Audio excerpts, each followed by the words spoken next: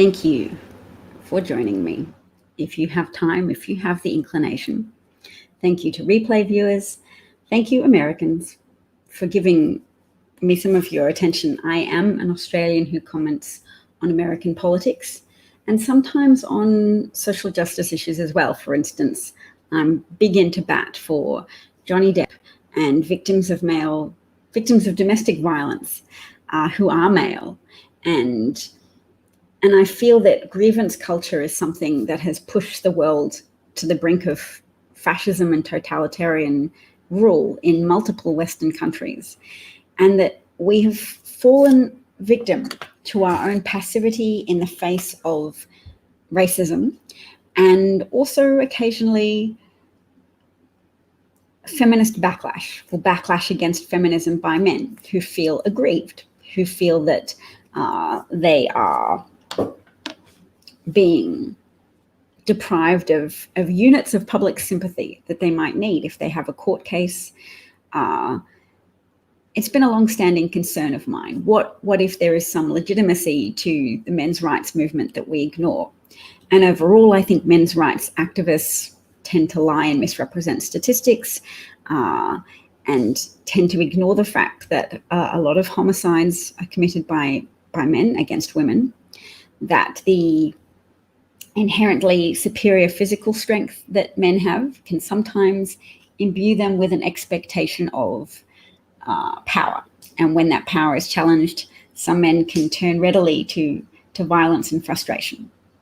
But I also accept that society can discourage men from expressing their emotions and from finding healthy, adaptive ways to cope with life's challenges and relationship difficulties and just dynamics where they can't easily resolve a problem. So all of the problems that occur across history tend to be a function of people overgeneralizing about situations, people who find guilt by association, or who try and devise collective punishment for some groups. Hitler is known to have whipped up a frenzy of German feeling against Jewish people by describing them as communists, thieves, and criminals, just as Trump weaponized pre-existing racism in America against migrants from South America and from Mexico by calling those migrants race rapists and thieves. Some, I assume, are good people. So hi, Cosmic Rose, glad you're here. Alan, nice to see you. If anyone's enjoying the broadcast, this is the point I try to remind myself to tell people to hit a button to be able to retweet or broadcast or invite their followers to watch this broadcast. Yes, that is my washing machine. I have mistimed the broadcast. What if I move the...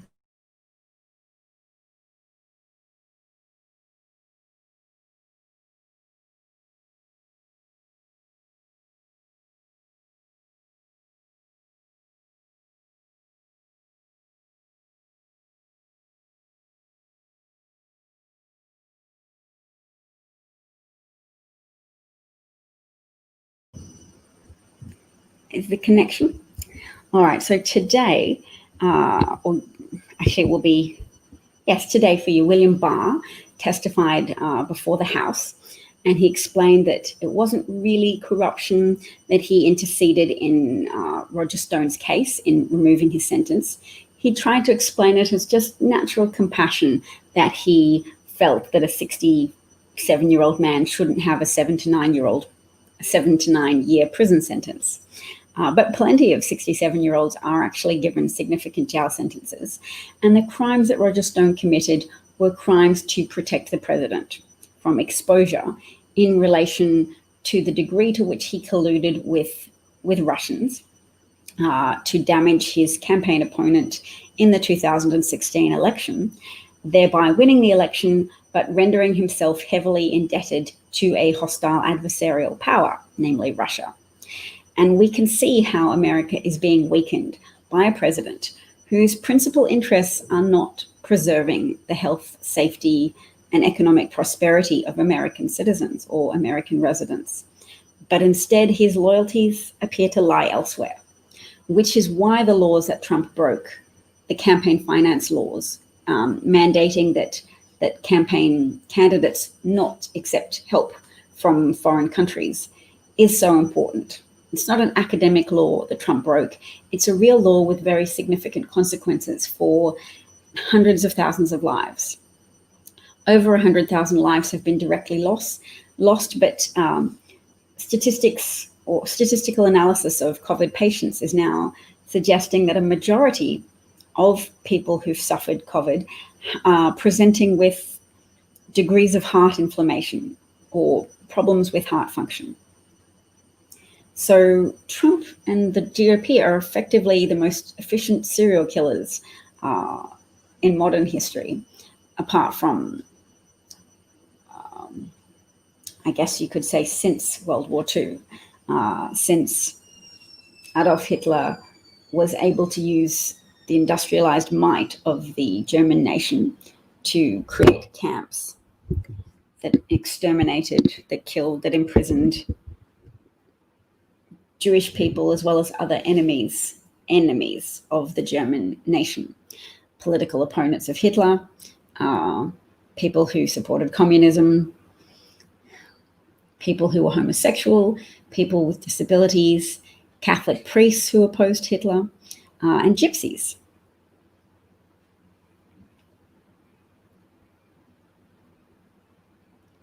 I'm glad you got to catch me live. That's excellent.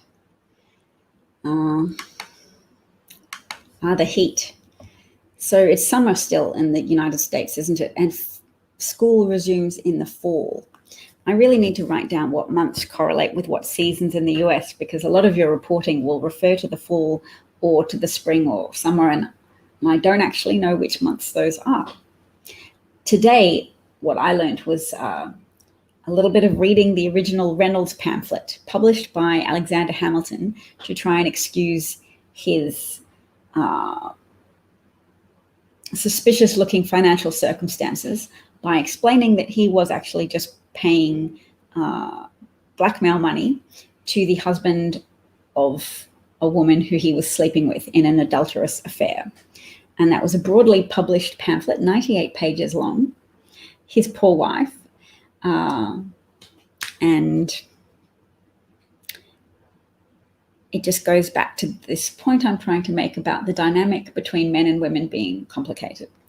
And it's not okay to ever abandon it to say all men are bad and all women are good, and that we have to resist tendencies to over-extrapolate from the available information and say, right, we are pre-awarding our sympathy to one gender over another. There are very helpful steps that state governments and federal governments can take in relation to reducing domestic violence.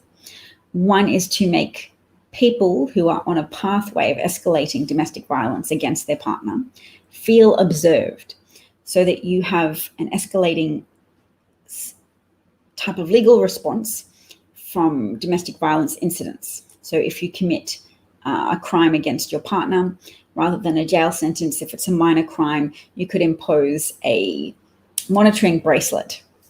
There are other smaller steps you can take and that have been done to some good effect in one American state. But Amber Heard, I think the court case will be decided on tomorrow because Johnny Depp has sued a Murdoch publication called The Sun in London. Amber Heard was their principal witness, and she's going to be, consider this your warning, presumably considered the supervillain of the modern era in relation to a Gone Girl type of character fabricating evidence against her partner, whilst she herself is a significant instigator of domestic violence. I don't want to use the word instigator because that implies mutual participation, but she carried out multiple instances of physical abuse and then characterized Johnny Depp as a monster for splitting on her by running away and trying to avoid physical confrontations with her.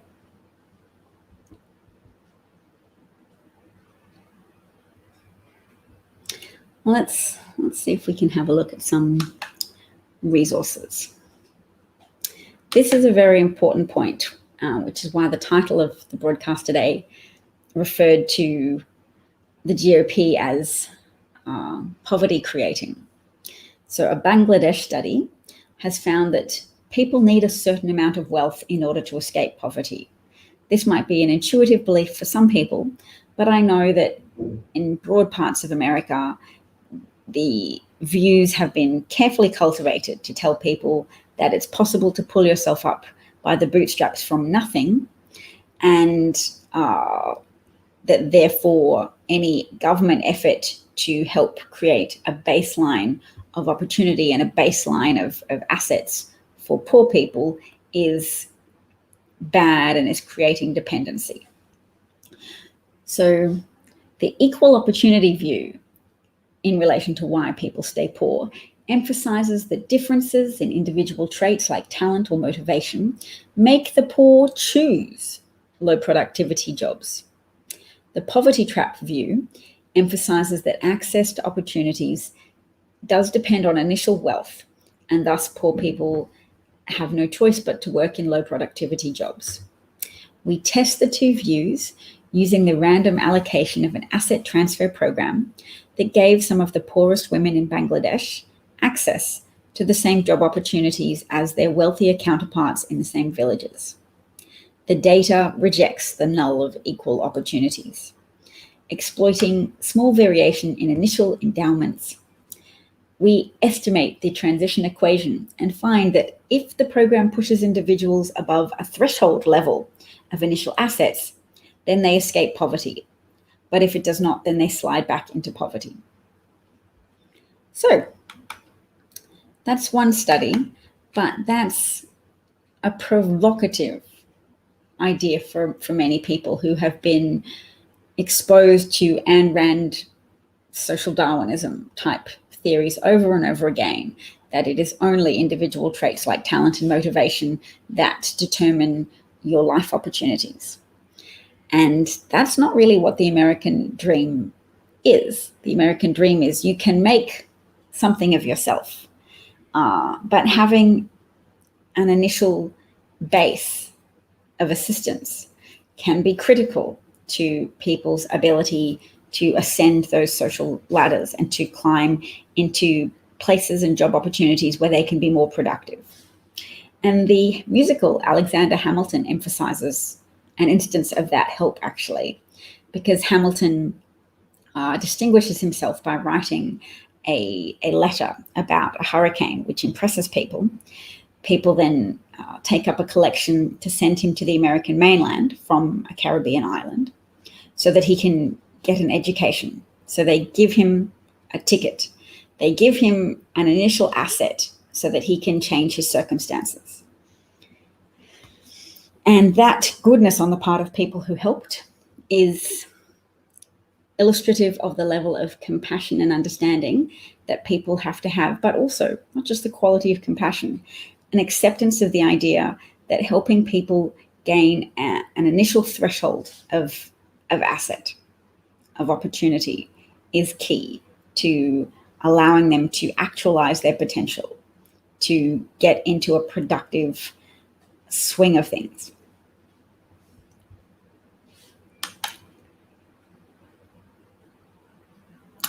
Phantasm is an easy calling out Trump as being an easy target. So this is clickbait. Madam, I have provided a service for a considerable period of time now, and I do read the comments when I get round to it.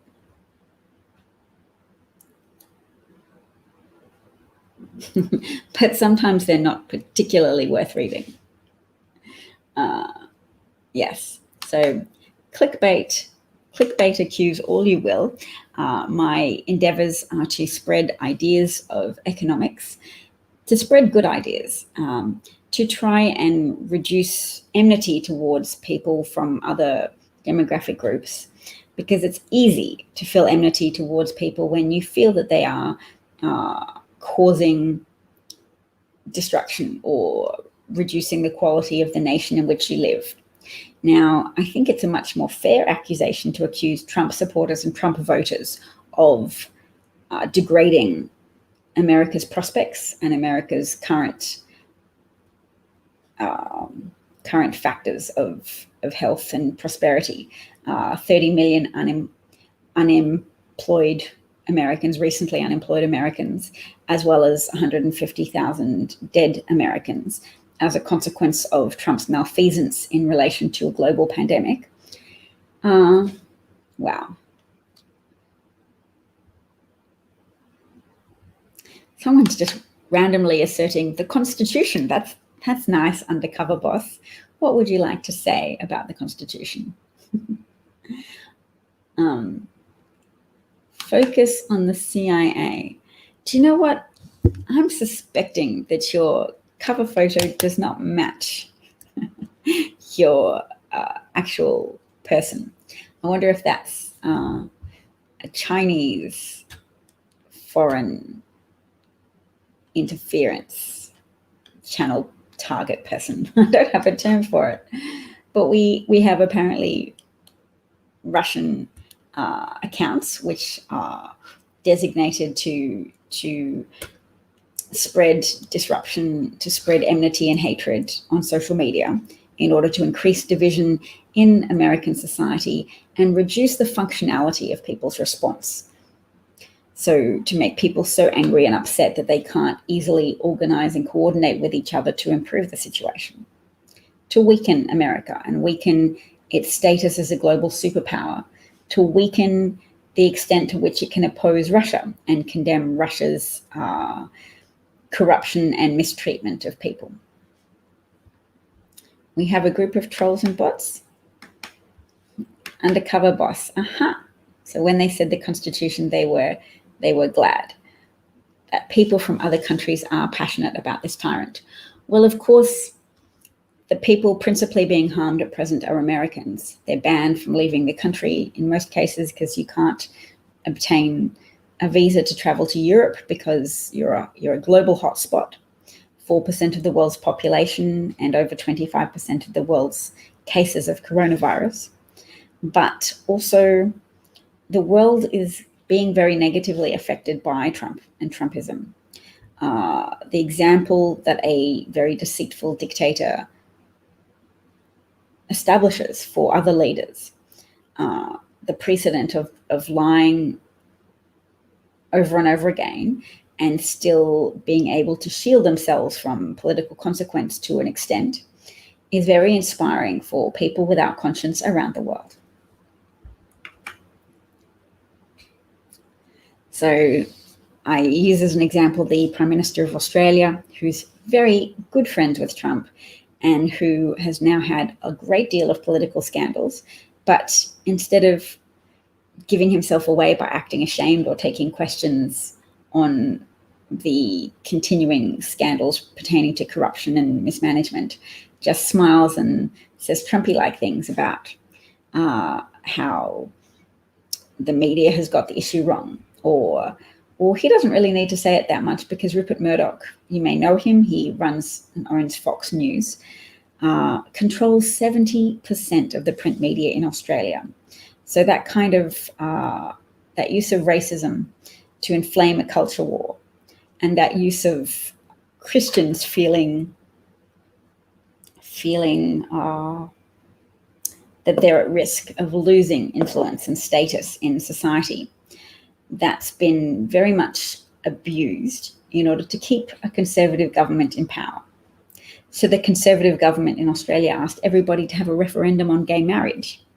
So some Christians voted for gay people to have the right to get married and have that legally recognized, but many Christians opposed it. And when they lost the referendum, because social progress internationally has reached a point of accepting gay people as human with valid claims to human rights and the legal protections afforded to heterosexual people, Christians who felt defeated by that defeat, who felt threatened, have been very eager then to endorse a Conservative government, regardless of how many crimes and corrupt scandals they're associated with. Elle was scoping. Awesome. Very good. I'm glad, because the more practice she gets at scoping, the more she's likely to want to come online and broadcast with me. Yes, her account name is Elle De Silva. All right.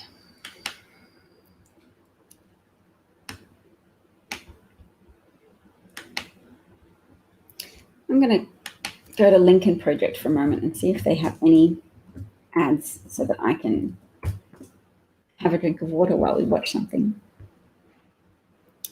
Oh, so what's going down tomorrow? Because this is just a woman laughing.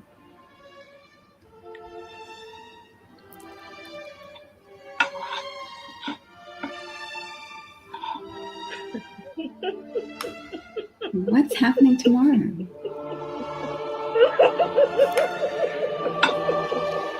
I do enjoy this woman laughing. I've seen this particular clip before, although not in this context. It's very relaxing. Wow. Okay. A former Border Patrol agent has described the special federal unit deployed in Portland as one of the most violent and racist in all of law enforcement. That's nice. A whistleblower.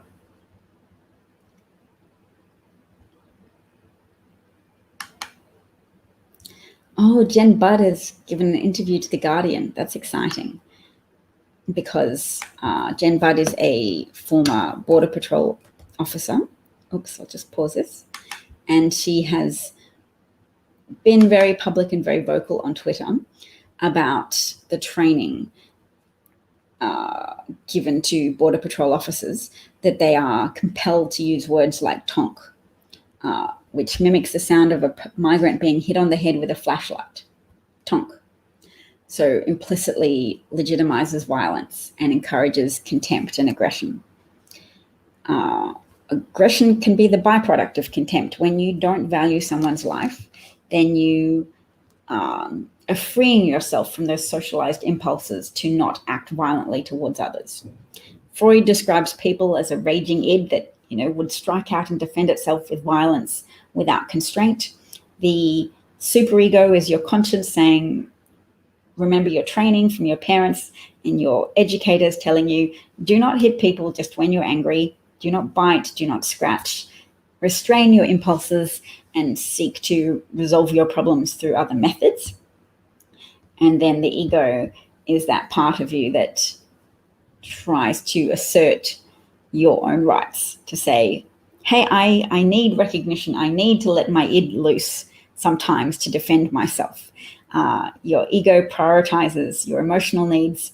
Your id is just your lashing out animalistic self, and your superego is that conscience that uses your frontal cortex to evaluate things and try to impose a more considered reaction to situations rather than just lashing out violently. Ella's quarantined. Thank you for letting me know. Well, there's some research at the moment suggesting that the more people feel that Christianity is under threat, the less likely they are to wear a mask. So I'm going to take that failure to wear a mask as a good stand-in for Trump support. And I would suggest to you that people who feel that something is under threat in their lives are more likely to vote for Trump. And that once you have supported Trump and thrown your eggs in that basket, cruelty unifies and binds people who do that. So you come to celebrate actions that prior to Trump's ascent, you wouldn't have celebrated, tear gas being used on women and children. But because you're on a trajectory of support and you defend what you've already done, i.e. defend your actions in voting for Trump and supporting him, so you produce a rationale to justify your support. And once your standards go along with your actions, people act and then they rationalize it. So you've supported him before, you keep on that trajectory, support him.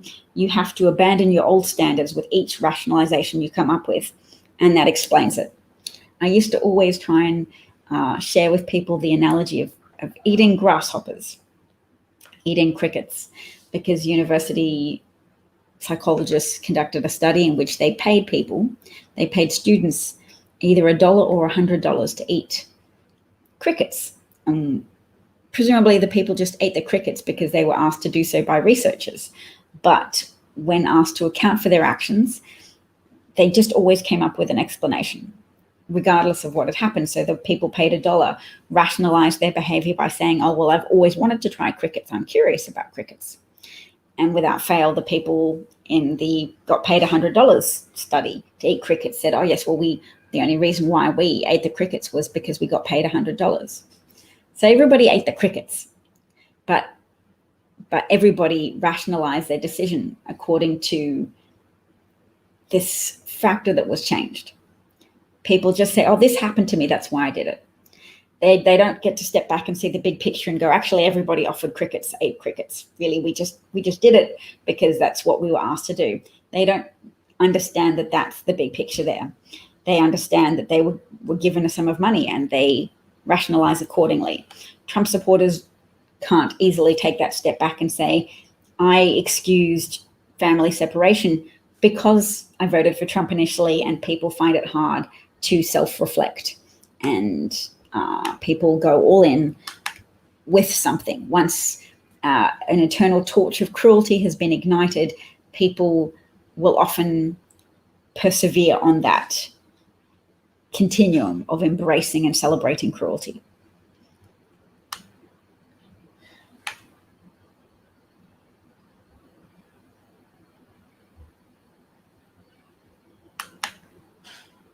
So you have a racist friend, but she wears a mask. There you go. Fear, I would say more cognitive dissonance, the psychological discomfort arising from a perception of potentially lost dominance and lost cultural significance. So people that fear or are concerned that Christianity is losing its moral status, or they're just uncomfortable with separation between church and state, and they would prefer for there to be prayers in school. People who are exposed to preachers who say everything that's wrong with America initiates with the lack of prayer in school.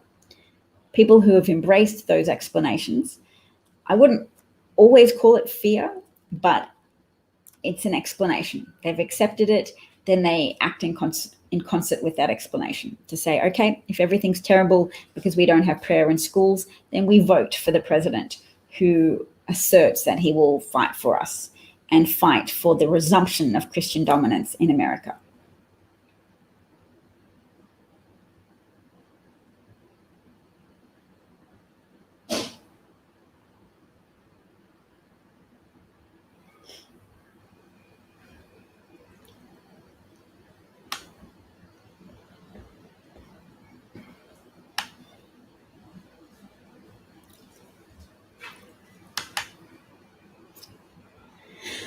Oh, yes, we're watching this ad. Okay. And then I might go. A child's birthday, time spent with friends, the first kiss, or the big day. A homecoming game on a cool fall evening, the first day of college, or a proud graduation. Dreams of starting a business and building a legacy, lifting our hearts in prayer and sharing our faith in God together. The blessing of a peaceful passing of an elderly parent surrounded by family.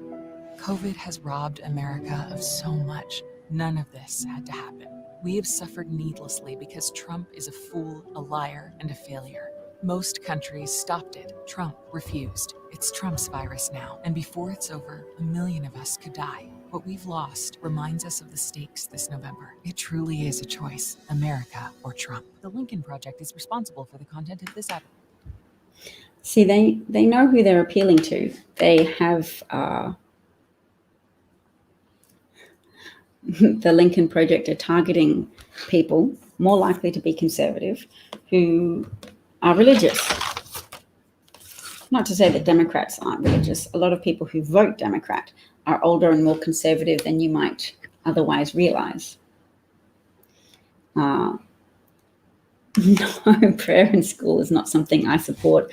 I'm just describing the backlash against modern liberal democracies from religious people who are concerned about the increasing secularization of modern society, who fear that loss of power, who resentment might be a better word, who resent the loss of power.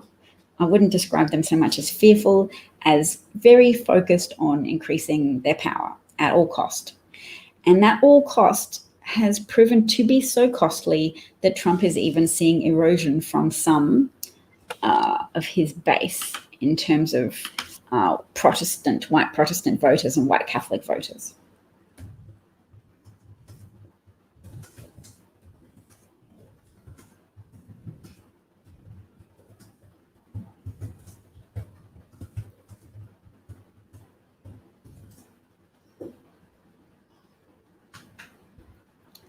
Okay, so I will share something.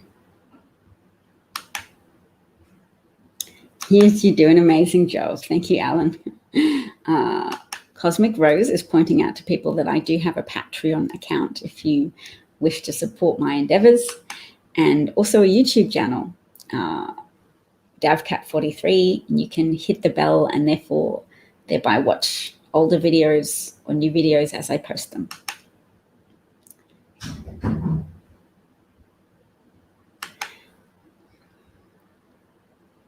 Some people on the left very much resent that the Lincoln Project is embraced with fervor by some Democrats on Twitter. But those Democrats are recognizing that the fight has taken a step forwards when your pool of allies increases to include your former enemies.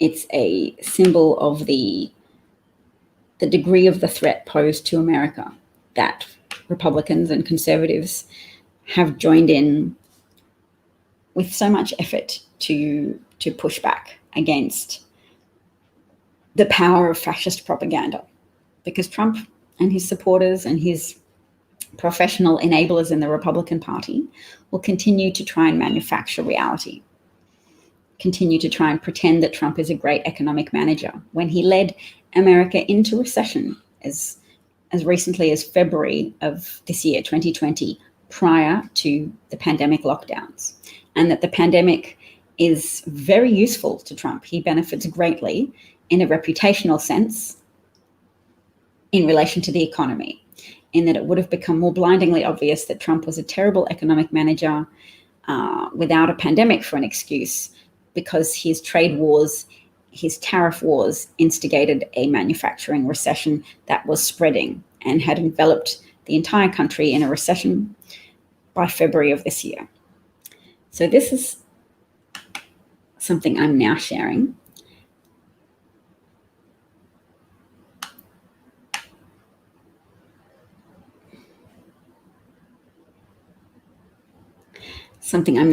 Which is a report from someone in the Brookings Institute, noting that President Trump is losing support amongst young white working class voters. So this is illustrative of the slightly more savviness of younger voters who might have been conservative and thought that Trump was a disruptor, or, that as a businessman, acclaimed successful businessman, he could provide economic stimulus for America, for the United States. But a Pew Research Center survey released at the end of June suggests that voters in the white working class group under 40 are breaking ranks. They are less likely to say that they will vote for the president this November than are their parents and grandparents. They question his competence to handle the major issues facing the country, and they have formed a negative assessment of his character. 87% of Americans are dissatisfied with the way things are going. So if there's any degree of fairness in the election, then Trump is very likely to lose, because 87% of people dissatisfied with the current direction of the country Well, normally, yes, that would mean that an incumbent wouldn't get re-election. But at the same time, fascists are different because they evoke an intensity of response in their supporters because they are able to emotionally condition their supporters to conflate the nation with the cult leader. So if you criticize Trump to them, you're not patriotic. If you hold him responsible for his COVID-19 response, you're disloyal to the United States. Husband. I'm grateful you walk past occasionally, honey. It makes it not look invisible. I'm not making it up that I have a family and that I'm a reputable woman. No, actually, that's very rude to single parents, isn't it? Oh, well. I retract what I said about looking reputable.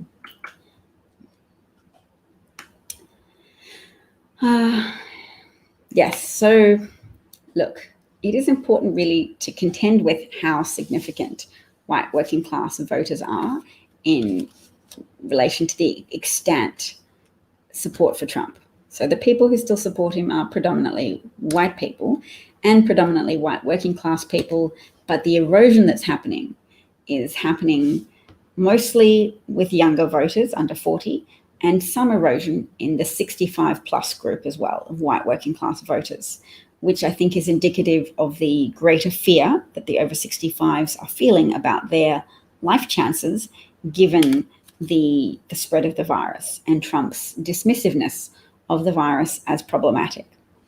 So you can see that 55% of white working class voters are voting for or leaning towards Trump, whereas it's a 62% for the 65 plus group and 66% for the 40 to 64.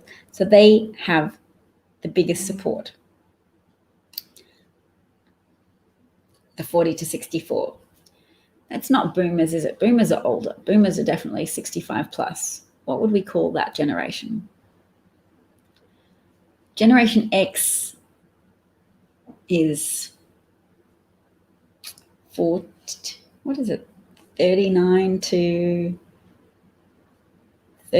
45 maybe? I've forgotten how big the generational terms are.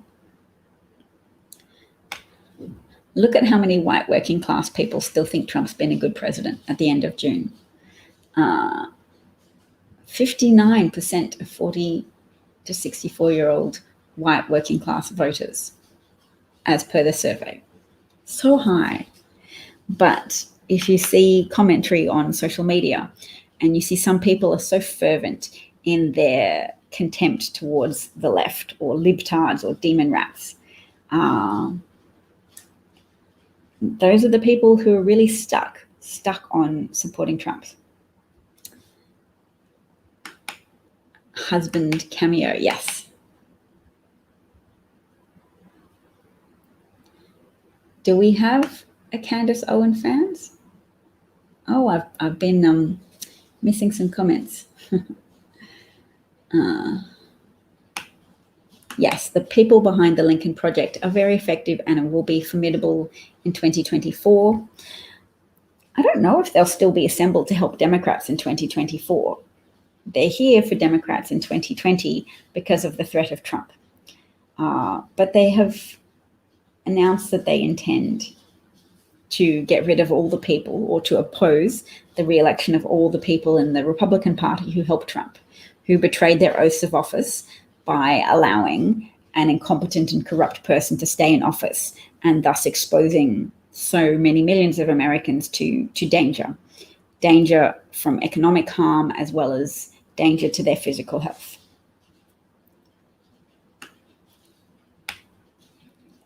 That comment is trying to play up the danger of socialism because they, I guess, have been doused in the deceitful campaign that helping other people at all is socialism. You needn't be, or any help or any compassion towards others is a gateway drug to socialism and then to communism, because that's throwing the baby out with the bathwater. And you need that baby. If you're conservative, you probably keep asserting all the time about what a warrior and what a hero you are on the behalf of babies. So I'm using an analogy that's common in Australia. I don't know if Americans are familiar with it, but it means to overreact to a threat or to mischaracterize something as a threat when it's not. On a continuum of governance, styles of governance, from socialism to vulture capitalism, there's a happy medium that you can attain with responsible leadership. And it doesn't involve confiscating all personal property and redistributing it according to principles of pure equality. That's communism. It's a system that lends itself to totalitarian governance as well, and to the death of millions. We don't endorse that, and simply suggesting that people that are helped to attain a base level of initial assets are then in a more effective position to work and support themselves and their country. If you help people have an initial level of shelter and needs being met, you are helping them contribute to their country as well as to their communities, as well as to support their families. Yes, if Trump had issued a federal shutdown 2 weeks earlier than he did, then apparently 90% of the lives that have been lost would have been saved. He also shut down very incompletely from China, in that there were ineffective measures in place to contain the potential contamination of repatriated Americans returning from Wuhan. And over 40,000 Americans returned from Wuhan, from China overall, and they were met by Department of Health Services staff in inadequate protective gear with inadequate training, who then presumably went on to seed the coronavirus all across California, possibly intentionally by Trump, because he possibly thought that he could just infect blue states and then stand back and say, they're so terrible. Oh dear, look at the chaos. Look at the economic devastation that happens when you have an uncontrolled virus in your state. Oopsies, look at the increased crime that occurs when you have economic devastation after the physical devastation of an uncontrolled pandemic raging in your state. Oh dear, that clearly democratic states are unfit to lead and need federal troops to go in. Trump might have thought that the virus would stay contained to blue states. Blue states were more likely to get cases initially because blue states tend to be more popular with tourists and more prosperous, and so have higher levels of international travel. And international travel was associated with higher rates of viral transmission, because people who could afford holidays to Europe, who travel for business to China and to Europe, were the people who could bring back the virus. So yes, Trump did not make adequate use of the information he had initially. He did not warn governors appropriately. He did not start a travel ban early enough. And yes, the people who criticized Trump about the travel ban were wrong, but they had not had that information shared with them that Trump had access to. He withheld critical information from the American people and from American leadership at a state level. So there's lots of evidence indicating that Trump is a fascist.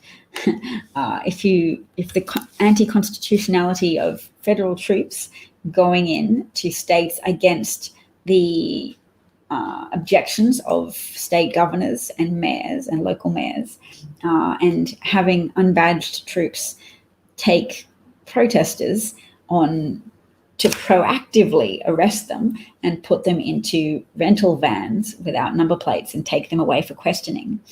If you don't recognize the fascism of that, or the fascism of taking away breastfeeding babies from their mothers and then imprisoning them in order to increase cruelty and thereby bind and unite your followers in a orgy of celebrated cruelty, it makes them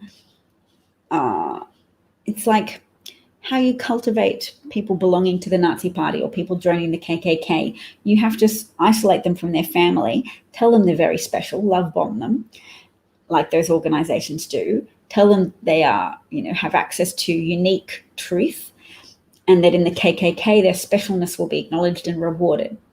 And that's how Trump fascism operates. He has separated those supporters from family members who cannot countenance the Trump supporting family members' continual support of someone who's so destructive of American principles and American circumstances. So not only is America morally besmirched by the Trump organized mistreatment of migrant children and migrant families at the border, but not only is America's geopolitical understanding besmirched by Trump's instigation of trade wars with its trading partners and allies, not only is America weakened by Trump's failure to respond to aggressive acts from a foreign adversarial power, namely Russia, where Putin is purported to have put bounties on the heads of American troops by paying the Taliban bounties every time they kill an American service member on the ground in Afghanistan. Trump has diminished America in all these ways, but fascism works to make people ignore reality by telling them that the press is lying. So any negative information about the president, they are groomed to dismiss as inaccurate and as a lie. They are groomed to welcome hydroxychloroquine because Trump feeds them things to argue about. Not because he believes in hydroxychloroquine, because he believes in the rallying power of contrarianism, of always having something to say. We know more than you. You claim to be educated, but we have the secret antidote to coronavirus. You doctors and you people with college educations claiming that hydroxychloroquine has poor evidence for its efficacy and significant evidence for its lack of safety.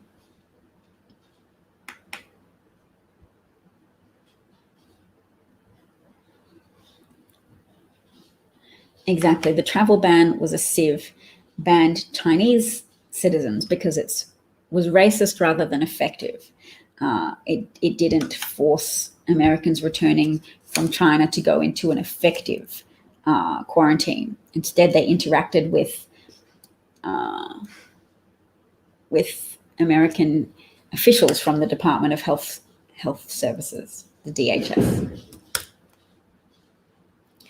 What is this sentence trying to indicate? And what is this trying to indicate? So did China. Yes, China's deceit and the totalitarianism of the Chinese Communist Party is an important topic as well. Trump is, according to his security advisor, John Bolton, Trump told the Chinese Communist Party president, President Xi, that he should go ahead with building concentration camps, and that was the right thing to do. And could China please help Trump's re-election campaign out by agreeing to a trade deal that would involve China purchasing more soybeans from the American farmers who Trump devastated by fighting with China on purpose to look like a fascist strongman, to look important and aggressive. Look at me throwing my weight around, starting tariff wars. That meant that farmers were so devastated in terms of not being able to sell their soybeans that Trump had to throw $28 billion? $28 billion of taxpayer money at the agricultural sector in order to paper over the wounds inflicted by Trump's trade war. So does that equal to the level of commentary that you hear habitually from within America? Is that sufficiently a sophisticated understanding of what has happened in your nation with the advent of a white supremacist president at the helm of your country? White people are dying because of the racism of white people. Not all white people. Hashtag not all white people.